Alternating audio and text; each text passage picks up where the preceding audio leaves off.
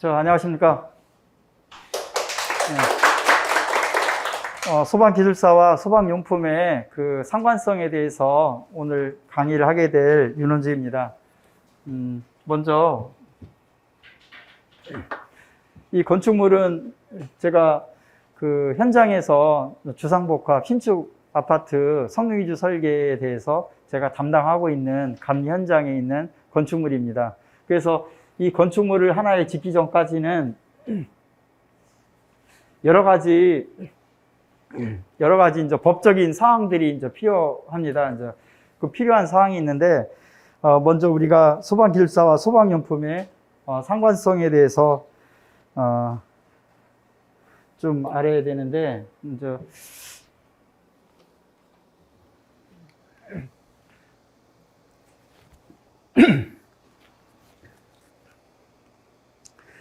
간략하게 양력을 설명해 드리면은, 그냥 저는 126회에 소방기술사를 합격을 했습니다. 그래서 그냥 제가 이제 소방방재청 국가연구개발 사업단장도 좀 했고요.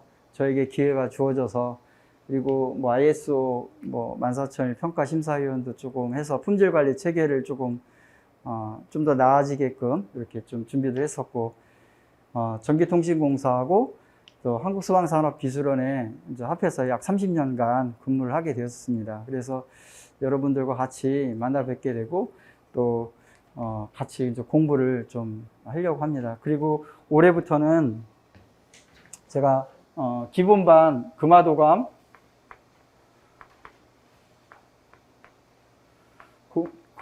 이제 기본반을 강의하게 됐습니다.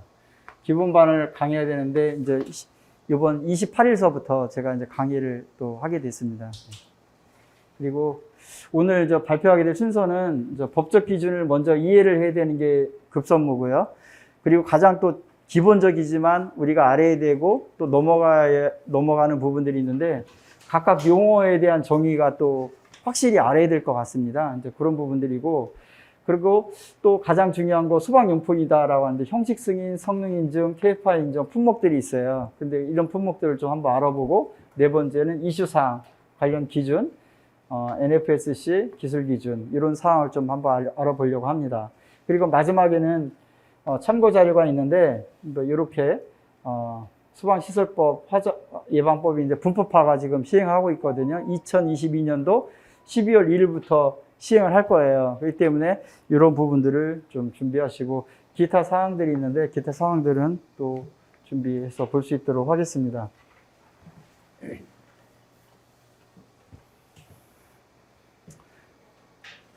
이제 소방기술사와 소방용품의 상관성, 이렇게 제목을 다뤄놨는데, 제가 전해드리려고 하는 가장 키워드는 뭐냐면, 제가 2003년도 1월 달에 우리가 월드 트레이드 센터 붕괴가 2001년 9.11 테러 이렇게 발생이 되지 않았습니까? 제가 이제 미국의 니스라는 기관을 방문을 했습니다. 이제 초청을 해줘서, 그때 2003년도 초에 방문했습니다. 1월달 경우에 방문했는데, 그때 월드 트레이드 센터가 붕괴됐었을 때, 제가 방문했었을 때 가장 크게 이렇게 가슴에 와닿았던 부분은 뭐냐면, 하나의 건축물이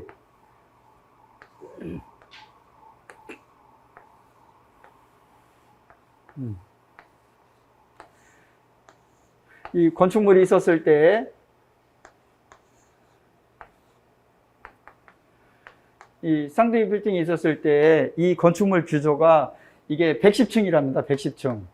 110층이고, 그리고 이게 둘레가 이제 이게 첫 번째 쌍둥이 빌딩이 있고, 두 번째 쌍둥이 빌딩이 있고, 근데 비행기가 와서 두 대가 납치가 돼서 이렇게 충돌이 했었을 때 붕괴가 돼 있었습니다. 붕괴가 됐었는데, 그때 죄송합니다. 물 좀 여기 있네.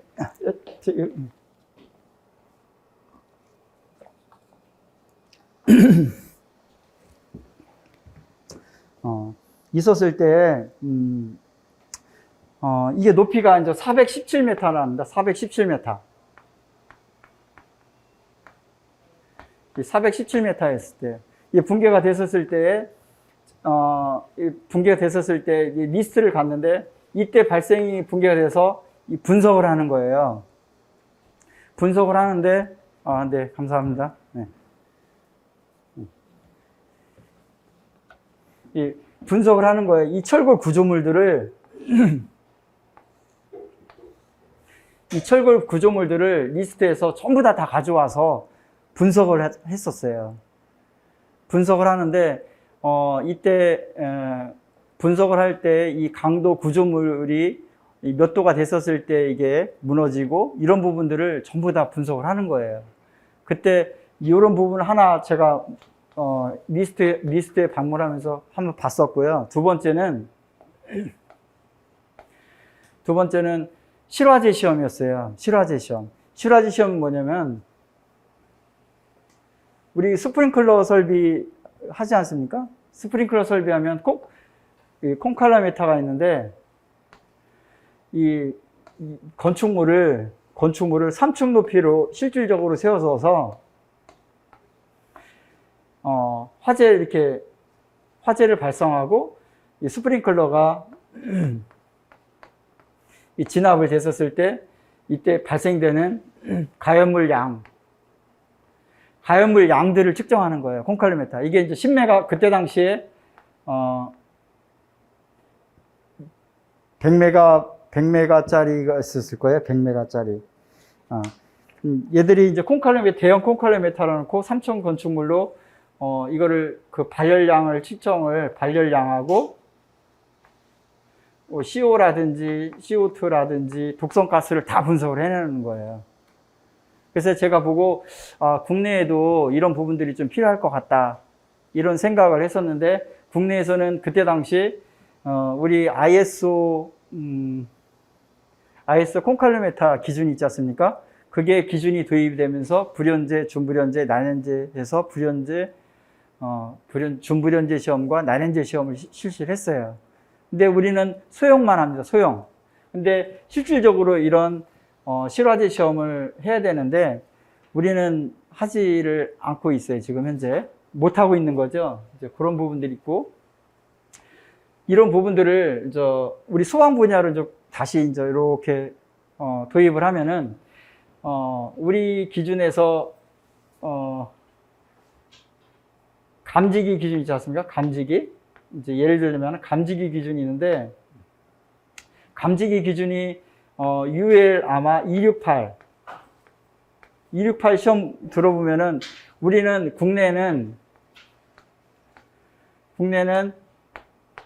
국내에는 이렇게 감지기 챔버가 이렇게 되어 있으면 모의 시험으로 해서 서큘레이션을 해서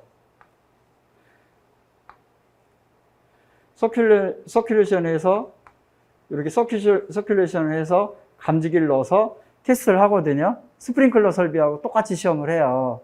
근데 우리는 요 간이 시험을 하는데, 이 미국 같은 경우는 NFPA 기준에 의해서 UL268 같은 경우는 이렇게 간이 챔버의 실화제 시험을 이렇게 우리는 열 연기만 하면은 열 연기 가스 여기까지 시험을 같이 합니다. 그럼 여기에서 끝나는 게 아니고, 요걸 가지고 챔버가 10m, 6.7m, 높이 3.3m 그리고 화원을 해서 실질적인 그 실화제 시험을 해요. 미국 같은 경우는. 근데 우리는 이제 요걸로 끝나는 거죠. 그러면 이제 제가 말씀드리려고 하는 건 뭐냐면, 우리가 이제 사회적으로 비화재보 시험 많이 하지 않습니까? 비화재보 시험이 발생된다. 그리고 비화재 시험을 개선해야 된다. 뭐 이런 부분들을 많이 얘기를 해요. 근데 제가 이제 말씀드리려고 하는 건 뭐냐면은, 이 시험하는 방법 이런 부분들을 조금 더 우리가 이렇게 실화제 시험까지 같이 진행을 하면은 성능도 개선이 되고 또 수출도 될 수 있고 이런 부분들이 같이 될 수가 있다라는 거죠. 그렇기 때문에 이런 부분들을 좀 수행을 해야 된다라는 부분들을 제가 말씀드리고 싶고요. 그리고 또 대표적인 게 우리 가스계 소화 설비 있지 않습니까? 할로겐 화합물 및 불활성 가스, 그 NFSC 107A인가 아마 107A 아마 그럴 것 같아. 107A 107A인가 아마 그럴 거예요. 그렇죠? 107A인데 미국 같은 경우는 NFSC NFPA 2001 기준으로 해요. 그러면 얘들은 우리가 얘들은 이너젠 가스라든지 뭐 HFC에서 화재 높이라든지 이게 시험할 수 있는 그 실질적인 가스 높이 이렇게 이너젠이 있을 때 얼마만큼 이렇게 높이가 배가 이렇게 가스가 분출이 되면은 높이에 따라서 얼마큼 올라가서 화재를 진압을 하는지 이런 시험을 다 해요. 근데 우리는 아직 그 시험을 못 하고 있어요. 그렇죠? 그래서 이런 시험을 제가 이게 비교를 하는데 뭐냐면은 거시적으로 보면은 미국은 이쪽에 보면은 미국은 NFPA 기준이 있고 뭐 UL 있고 뭐 FM 기준 뭐 이렇게 등등등등 기준이 있죠. 미국 같은 경우는. 근데 저쪽 유럽 쪽에는 뭐 CE 기준이 있고 뭐 독일의 VDS 있고 뭐 LPCB 영국 같은 경우는 LPCB 기준이 있고 이런 기준이 쭉 여러 가지가 있어요. 그리고 이제 호주에는 SSL 기준도 있고, 그리고 가까운 일본 같은 경우는 지스 기준도 있고, 뭐 이렇게 우리나라를 기준으로 해서, 그러면 우리가 해야 될 게 뭐냐면은, 첫 번째 제가, 말씀드린 건 첫 번째 제도적인 측면. 제도적인 측면을 우리가 법적으로 이런 부분들을 잘 보완을 해야 돼요. 두 번째는, 제도적인 측면을 잘 보완을 하면은 기술적인 측면도 잘 보완을 해야 되겠죠. 근데 기술적인 측면을 보완하려고 하려면 우리가 지금 현재 기준 갖고 있는 게 검정 기술 기준이나 NFSC 기준이 있는데 검정 기술 기준 자체에 보면은 우리가 어느 품목은 일본 걸 기준으로 준용을 하고 어느 품목은 미국 걸 기준으로 준용을 하고 어느 품목은 미국 거, 일본 거 기준으로 하고 어느 거는 유럽 걸 기준으로 하고 막 이렇게 가다가 이제 어떤 부분을 이렇게 조금 우리가 가지고 와서 한단 말이죠. 그런데 제가 말씀드리려고 하는 거는 우리 자체 거, 우리나라에 맞는 기준을 검토를 해야 된다라는 거죠. 이런 부분들을 검토를 해서 우리 것, 이런 부분들은 참조를 하고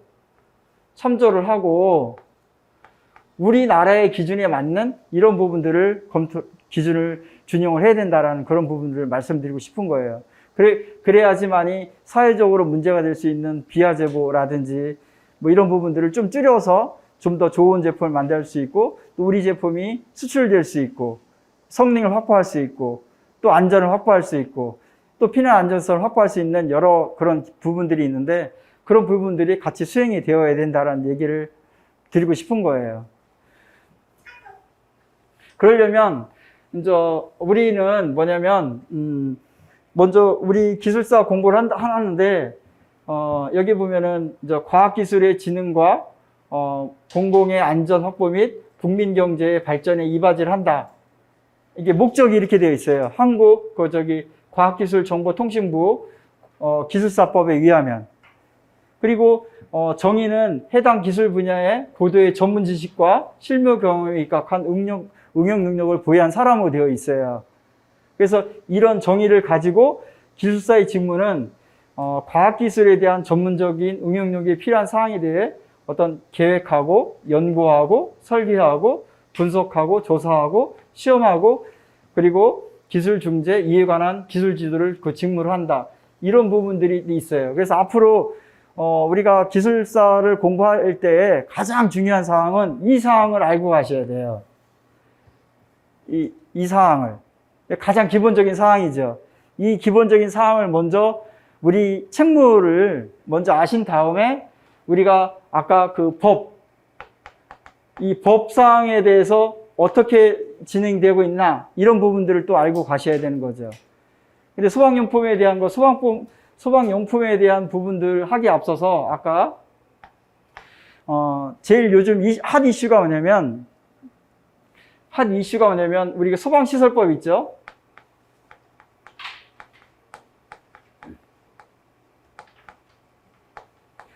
소방시설법이 그 2022년 12월 1일 날 분법화가 돼요. 화재 예방법하고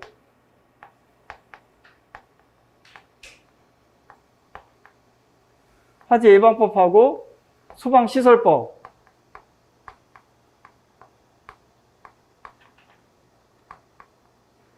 이게 2022년도 12월 1일 날 법률적으로 분법화되기 때문에 이 부분에 대해서 어떤 부분에 대해서 바뀌었는지 이런 부분들을 먼저 우리가 소방기술사 공부할 때 먼저 아셔야 될 것 같아요. 제일 먼저 공부를 하셔야 돼요. 그 부분들이 여기 안에 내용들이 있습니다. 그리고 두 번째는 이런 법을 가지고 성능을 또 확보해야 되지 않습니까? 성능을 확보해야 되는데 소방청에서 그 성능 위주 설계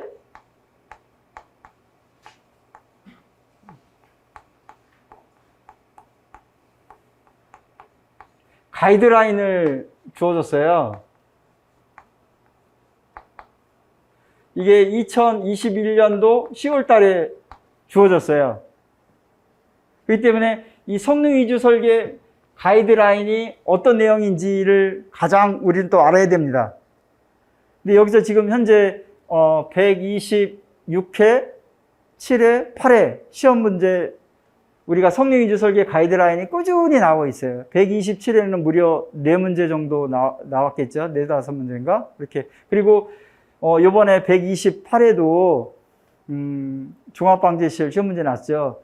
이게 그 가이드라인에 보면은 피난 및 방재 설비의 6-4번, 6번이 그 6번째로 방재 설비인데 6-4는 종합방재실이 있어요. 근데 그 부분이 또 시험 문제가 났어요. 그렇기 때문에 지금 시험 문제가 안 난 건 뭐냐면, 시험 문제를 기준으로 해서 말씀드리면은, 뭐, 재현 설비, 그리고, 소화 설비, 그리고 경보 설비,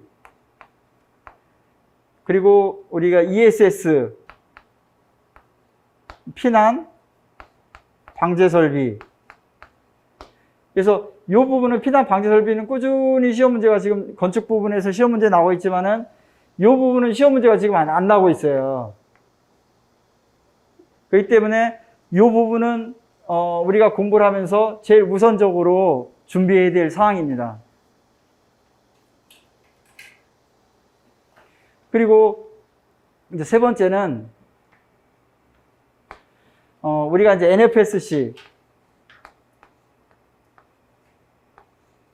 NFSC인데 국가화재안전기준 이번에 개정된 것들 있죠. 지금 시험 문제 우리가 먼저 꼭 알아야 될 것들이 뭐냐면 110을 아셔야 돼요. 110. 고체 에어로졸 소화 설비 있죠.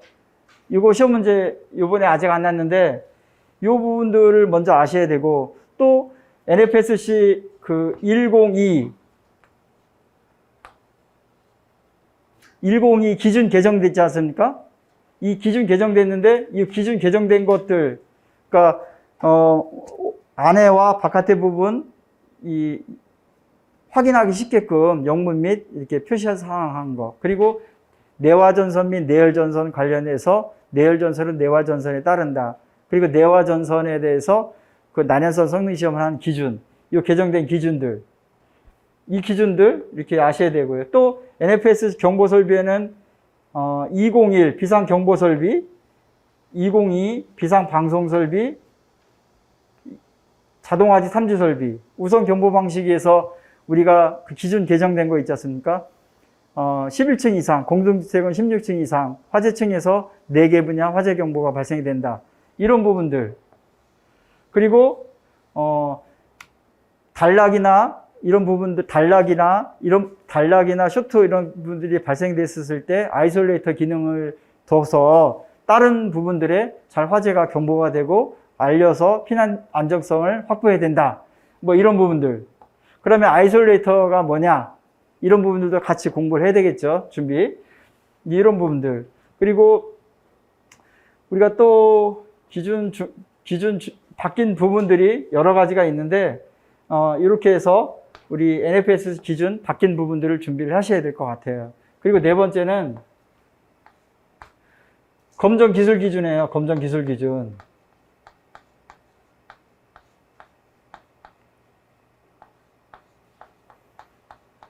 검정 기술 기준인데, 이 부분은 뭐냐면, 이 부분은 2022년도 8월 4일 날 소공관용 소화장치 기준 개정이 됐죠. 형식 승인.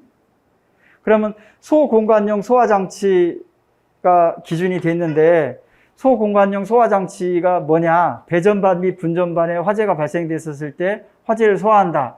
뭐 이런 부분들, 소공관용 소화장치.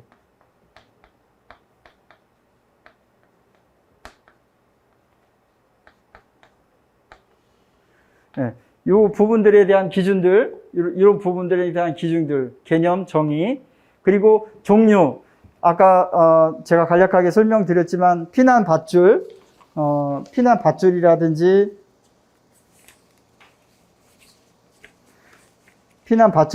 스티커, 용기형, 뭐 이렇게 소공관용에는 뭐 피난 밧줄, 뭐 스티커형, 뭐 용기형. 이게 이제 폴리머 셀에 이 안에 화학 약재를 둔 거예요. 그래서 패치형 같은 경우는 이게 붙이는 형태인데,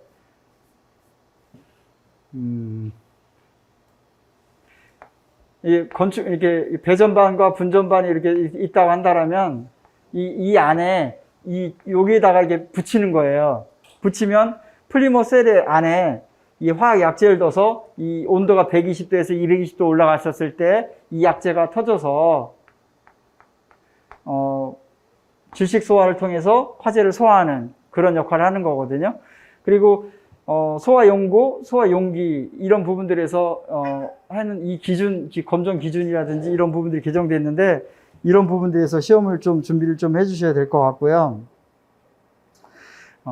이렇게 해서 이제 이런 부분들을 좀 잘 준비를 하셔야 될 것 같아요. 그리고 이제 다시 이제 원래 돌아오면 소방기술사 소방용품의 상관성 이렇게 말씀드렸는데, 법과 관련돼서 소방용품이 뭐냐 이런 부분들도 아셔야 될 것 같잖아요. 이제 그런 부분들은 제가 좀 이따 설명드리고, 그래서 우리가 소방기술사를 공부하는데 이렇게 대해서 준비를 꼭 하셔야 된다. 그리고 관련 법들에 대해서 준비를 또 해주셔서 준비를 해야 될 것 같다라는 걸 얘기를 드리는 거고요.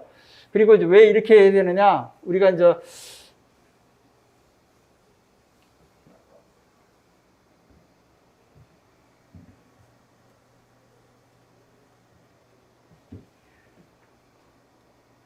왜 이렇게 되느냐? 우리가 이제 소방기술사를 준비할 때 시험 문제에 보면은 13문제, 10문제, 6문제, 6문제, 6문제, 1교시, 2교시, 3교시, 4교시 이렇게 다 되어 있거든요.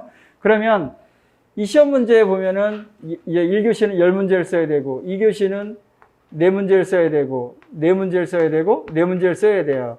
그러려고 하면은 이게 시험 문제가 이제 법에 대한 문제가 있어요. 법에 대한 문제가 있고, 또 기술적인 측면을 물어보는 내용들이 있어요. 그리고 이슈사항, 그리고 뭐 화재에 관련돼서 물어보는 내용이 있어요. 근데 이 시험 문제 10점짜리, 25점짜리, 10점짜리, 25점짜리, 25점짜리, 25점짜리인데 이게 우리가 60점을 맞아야 되거든요. 그러면 이 법을 먼저 우선 공부를 해야 된다라는 게 뭐냐면, 이 기술적인 문제, 시험 문제가 나왔을 때는 아무리 답변을 잘한다고 해도 5.5점에서 한 6.5점뿐이 얻을 수가 없어요. 근데 법은 정확하게 이해하고 답안지를 썼을 때는 8에서 한 9점까지 맞을 수가 있어요. 그리고 어떤 이슈 사항이다. 이런 것들은 기본적인 부분들이기 때문에 한 6점, 한 5점에서 한 6점. 뭐 화재도 5점에서 한 6점 정도. 그렇기 때문에 이 법을 먼저 공부를 하셔야 된다는 거죠. 그리고 이 법을 가지고 공부를 하시는데 이 법을 가지고 기술적인 측면, 이슈사항, 화재 이런 부분들을 같이 이렇게 연결시켜서 같이 공부를 하셔야 된다는 거예요. 그때 고득점을 합격을 먼저 하시겠다라고 했었을 때는 이 법을 먼저 이해를 하셔야 됩니다. 근데 법을 이해해야 되는데 이 법은 또 소방법이 있어요.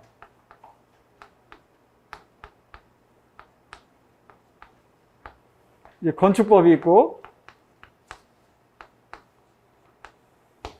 소방법하고 건축법이 있는데, 이 소방법에 대해서, 건축법에 대해서 잘 이해를 하셔야 되는데, 우리가 법을 다 알아야 되느냐? 우리가 다 많은 법들을 다 몰라요. 근데, 최신에 개정된 법. 그러니까 예를 들어서 아까 소방법은 4개의 법을 기본으로 근간한다고 했었잖아요.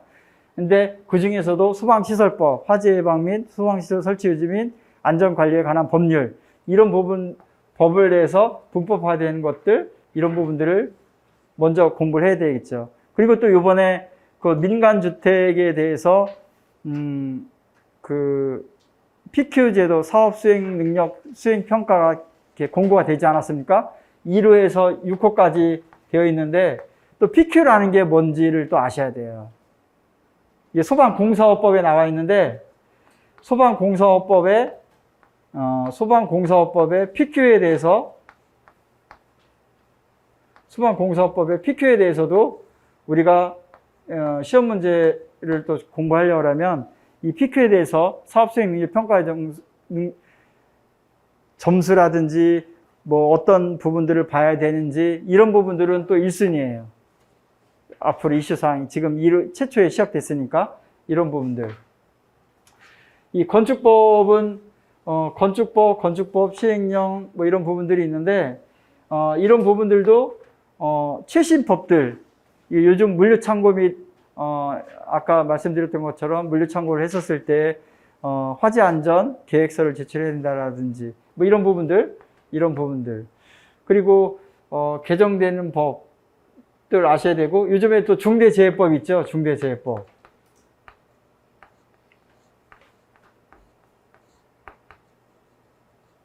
중대재해법도 그 사업장에서 중대재해사고가 일어나야 되는데 그거에 대한 대책들이 무엇이냐 이런 부분들이 계속 126, 127, 128 계속 시험 문제 나는 거예요. 그래서 이런 부분들 또 아직 시험 문제 좀 계속 나긴 나는데 화재조사법도 1년 되지 않았습니까? 화재조사법도 이것도 그 액체 가연물에 화재가 됐었을 때 어떻게 진압을 해야 되는지, 액체 패턴들이 어떻게 형태가 되는지 이런 부분들에서 이 법과 관련해서 계속 시험 문제가 나오고 있는 거죠. 그래서 관련 법들에 대해서 먼저 이해를 하셔야 될 것 같고요. 그럼 다시 그 성관성에 대해서 돌아가면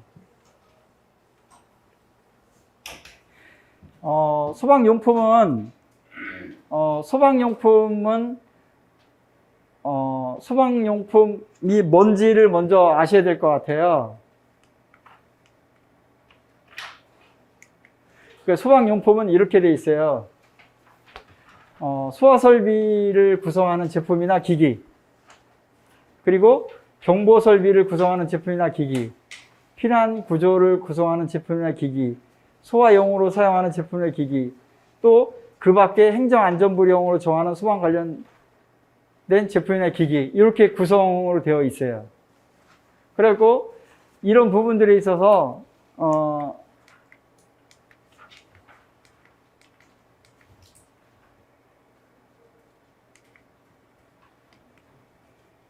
이런 부분들에 있어서 먼저 형식 승인이라는 제도가 있어요. 형식 승인이라는 제도.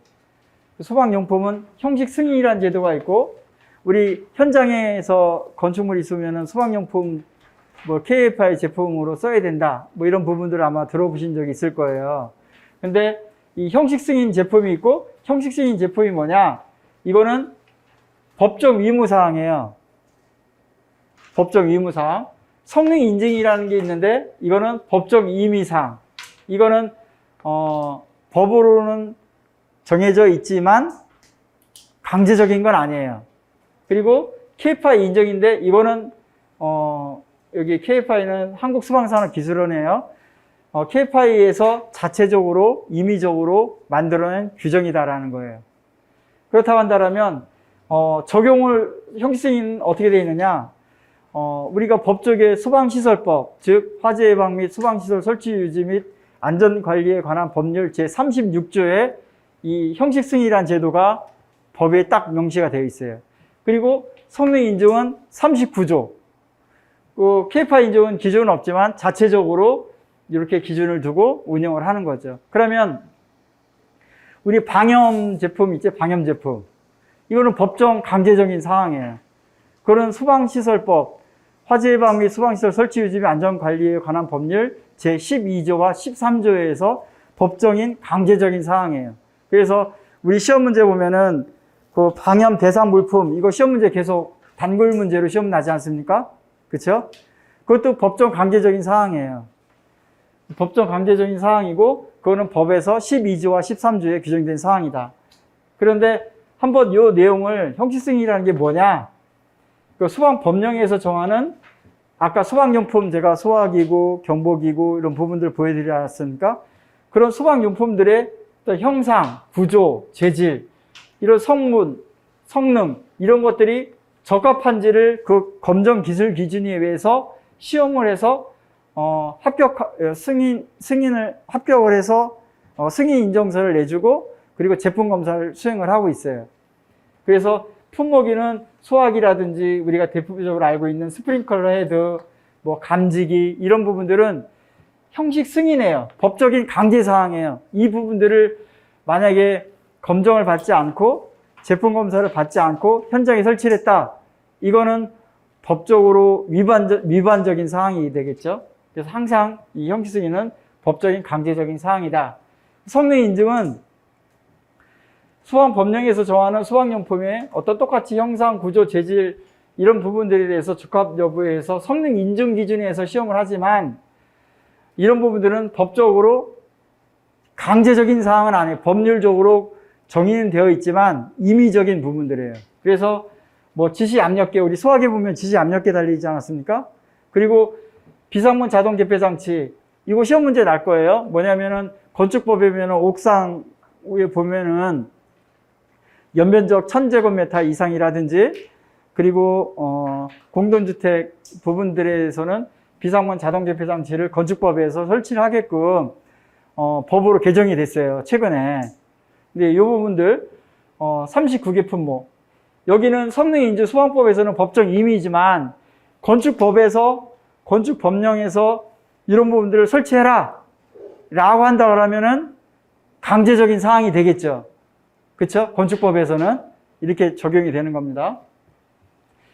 KFI 인정 같은 경우는 화재 예방, 구조, 구급 등에서 사용한 제품 중에서 소방용품, 이 소방용품들 있지 않습니까? 이 소방용품 이외의 제품 중에서 성능을 인정해 주는 거예요. 그러니까 예를 들어서 소공관용 소화용구 있지 않습니까? 소공관용 소화용구. 원래는 KFI 인정 제품이었어요. 그런데 2022년도 8월 4일 날, 예, 죄송합니다.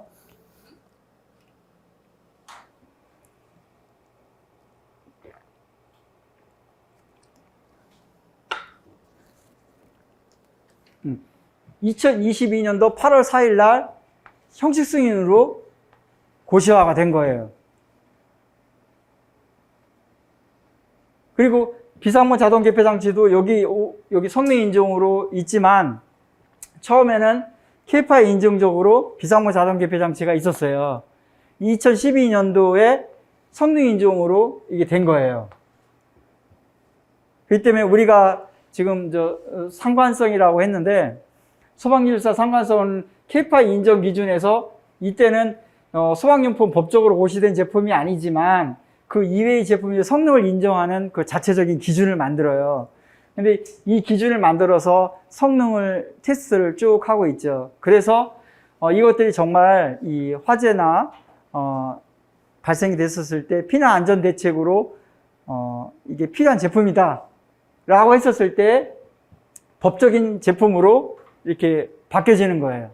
그렇기 때문에 우리들은 이 KFI 인정 제품에 대해서 검정 기술 기준이 필요한 사항에 대해서 이런 제품이 왜 없느냐, 수방용품에 법적인 제품이 왜 없느냐 이렇게 할 게 아니라 이 KFI 인정 기준에 이런 법을 이렇게 임시로 가동할 수 있도록 제한을 해야 되는 거예요. 그래서 이 기준들을 먼저 제한을 하고 이 기준들을 먼저 운영을 한 다음에 검증을 한 다음에 형식 승인 및 제품 검사로 바뀌어지는 거예요. 그래서 우리가 법정 의무 사항이고 법정 의미, 자체 의미 이런 소방용품으로 되어 있지만 이게 법정 의미지만 건축법에서는 비상문 자동 개폐 장치가 강제적인 사항이 될 수 있다. 이런 부분들을 이해해 주시면 될 것 같아요.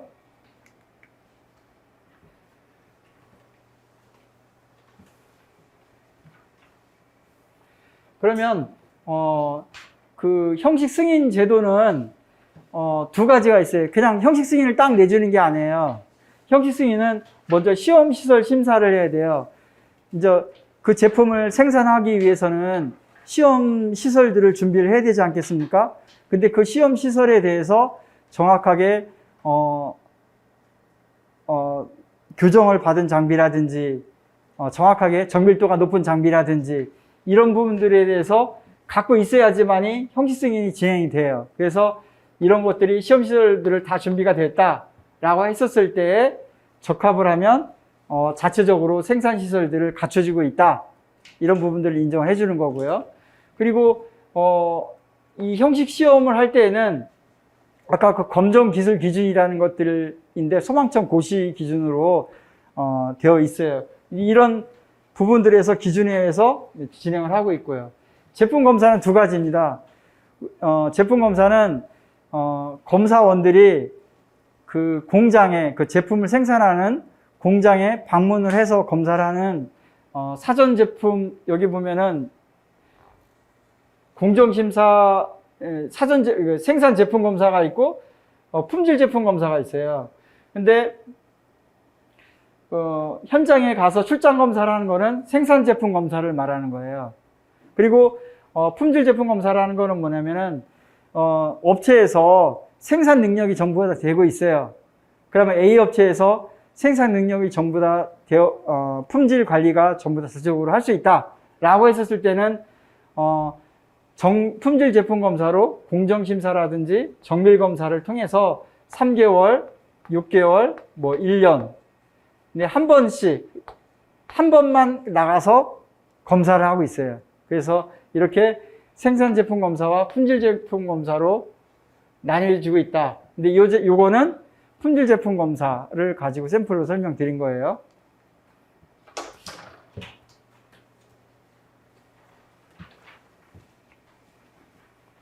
그리고 법을 보실 때, 우리 이제 소방에서 보실 때, 다중이용업체 안전관리원 특별법이 있고, 초지법이라고 하는데, 이런 초지법이 있고, 그리고 소방법에, 특별법에 있고, 소방법에는 아까, 요 분법화가 된다라고 했죠. 요거는 1순위예요. 2022년도 12월 1일 날 분법화가 되기 때문에 이거에 관련된 공부는 철저히 해두셔야지 우리가 이제 합격을 할 수가 있는 부분이고요. 그리고 위험물 안전법 이렇게 되어 있고요. 그리고 건축 관련법에는 이제 뭐 건축물의 피난, 방화구조 등에 관한 기준에 관한 규칙, 그리고 건축 자재 등 품질 인정 등에 관한 길리 기준 이런 부분들이 있는데 여기서 보면은 중요하게 보면은 모든 법을 다 알 수는 없어요. 우리는. 그렇지만 가장 법을 볼 때 목적이 뭐냐? 그 법을. 그리고 그 정의가 뭐냐? 이런 부분들을 이해를 하셔야 돼요. 그러면 예를 들어서 초고층법이다, 초지법이다 라고 한다면 여기에 목적이라는 부분들을 좀 먼저 이해를 하셔야 되고, 그리고 개념된 정의들이 있어요. 정의들. 그 정의들을 먼저, 초고층이라는 게 뭐냐? 50층 이상, 뭐 200m 이상이다.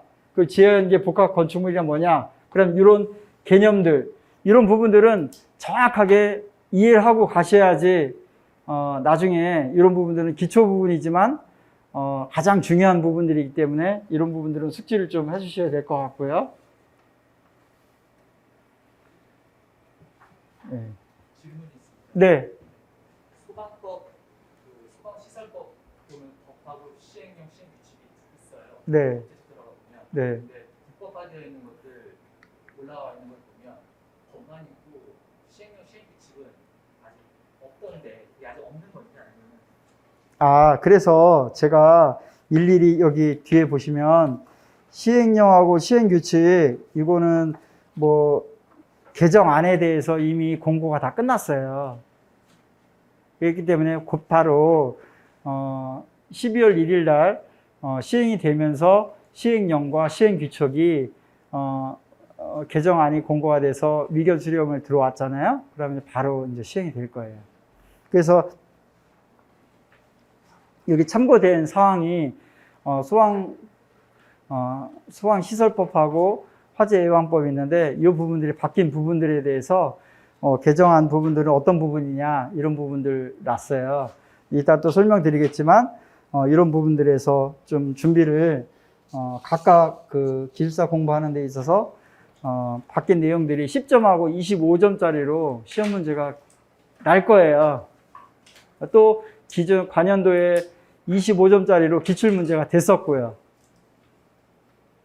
됐습니까? 네, 네. 그래서 제가 이제 궁금하실 것 같아서 제가 이거 자료로 공부하실 때 자료로 활용하시라라고 해서 개정량 부분들에 대해서는 전부 다 이렇게 놨으니까 그런 부분들 참고하시면 될 것 같고요. 그리고 또 이거 건축자재 관련법인데 이거를 놓은 이유는 뭐냐면, 건축 자재 등 품질 인정 및 관리 기준이 시행이 2022년도 2월 11일 날 고시가 됐어요. 그래서 우리가 이거는 제가 말씀드리려고 하는 포인트는 뭐냐면,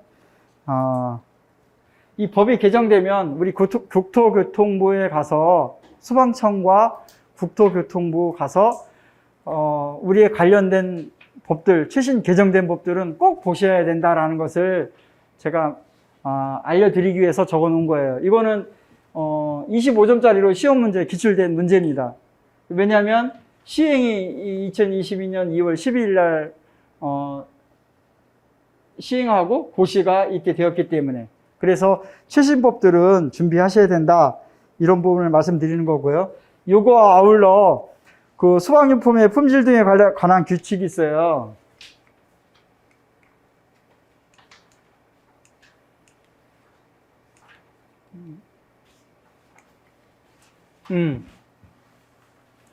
이거 소방용품의 품질 등에 관한 규칙이 있는데, 요게 요번에 보니까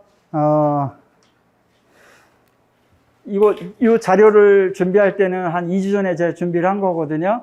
근데 2022년도 7월 27일 날 법 개정된 게 있어요. 뭐냐면, 이 소방용품에 대한 그 관리 규칙에서 그 성능 확인기 소화기가 있었잖아요. 소화기가 있었는데, 성능 확인이 자체가 소화기가 이제 경련 변화를 위해서 이렇게 경련 변화 그 분말 소화약제 이제 고착화를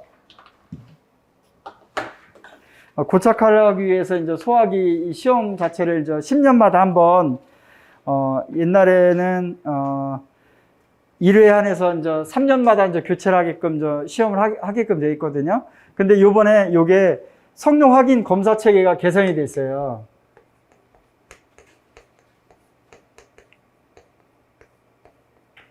검사 체계가 개선이 됐는데, 어떻게 바뀌었느냐면,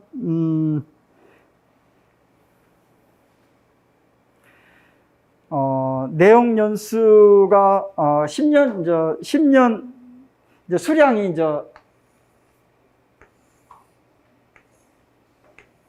변경 전과 변경 후가 있어요. 이제 소화기가 이제 품목은 이제 소화기겠죠. 경련 변화 소화기인데 이 수량이 바뀌었고요. 검사 그 기준이 바뀌었어요. 기준이. 그리고 검사 기준이 바뀌었는데 옛날에는 10년 동안 이제 지나가면은 한 번에 검사할 때마다 이제 3년 동안 사용을 할 수 있게끔 되어 있는데 이번에는 10년이 지나가면 매년 1년마다 검사를 했었을 때 이상 없으면 계속 사용할 수 있게끔 이렇게 바뀌었고요. 그리고 수량은 뭐 옛날 같은 경우는 뭐 50개, 2개에서 50개는 뭐 샘플링 수량을 2개, 그리고 51개에서 500개까지는 뭐 3개, 501개에서 35,000개는 5개, 이렇게 하던 것들을 추출 수량이 뭐 좀 세분화가 됐어요. 뭐 2에서 뭐 15개는 2개, 501에서 32,000개는 13개, 그 이상은 13개.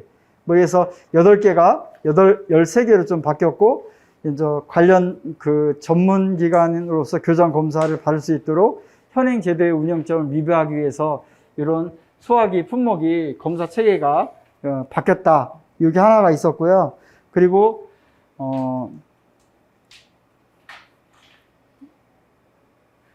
아까 말했던 소공관용 소화연고 요 기준이 2022년도 8월 4일 날 바뀐 거고, 그 종류는 스티커형, 용기형, 루프형 이렇게 좀 바뀌었다. 그리고 KFI 인증 기준에서 바뀌었다라는 거 이렇게 아시면 될 것 같고요. 소공관용 소화연고는 이건 검정 기술 기준이 바뀌었기 때문에 순위가 내년에는 1순위예요. 1순위.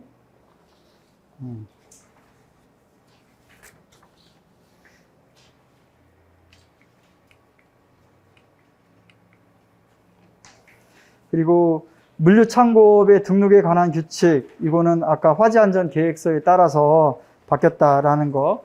그리고 이 부분들은 그냥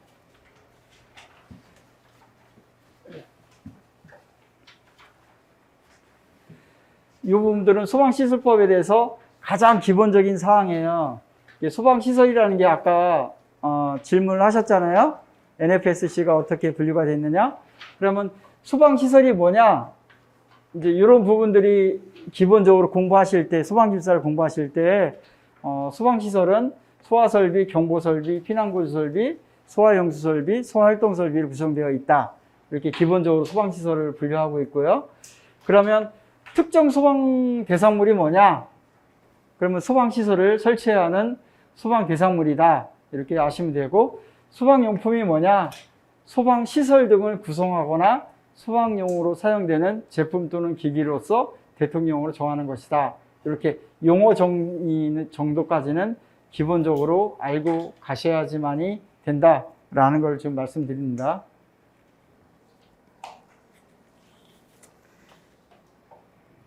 그리고 이제 간략하게 또 이제 KFI 인정 기준에 따라서 이게 형식 승인 대상 같은 경우는 이렇게 KC로 이렇게 다 되어 있어요. 그리고 성능 인증도 성능 인증 대상은 이렇게 KFI로 이렇게 되어 있고요. 표시사항에 스티커로. 그리고 KFI 인정 대상은 이렇게 KFI로 이렇게 해서 영어로 알파벳 되어 있고 넘버 번호가 있어요. 이렇게 되어 있고 뭐 확인 표시 이런 부분이 되어 있으니까 나중에 뭐 소방용품의 제품에 보면은 이런 스티커가 붙여 있어요. 참고하시면 될 것 같고요. 그리고 방염 바닥 마감재라든지 보면 이렇게 또 되어 있고요. 그러면 현장에서 이 제품이 검정품인가 제품 검사를 받은 제품인가 아닌가를 좀 확인해야 될 거 아니에요.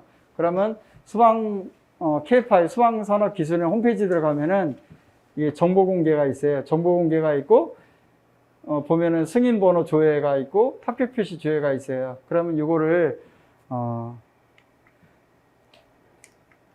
합격 표시 조회 같은 경우는 여기 합격 번호와 조회 목적을 치시면 이게 합격 제품인가 아닌가 이게 다 바로 이렇게 알 수가 있습니다.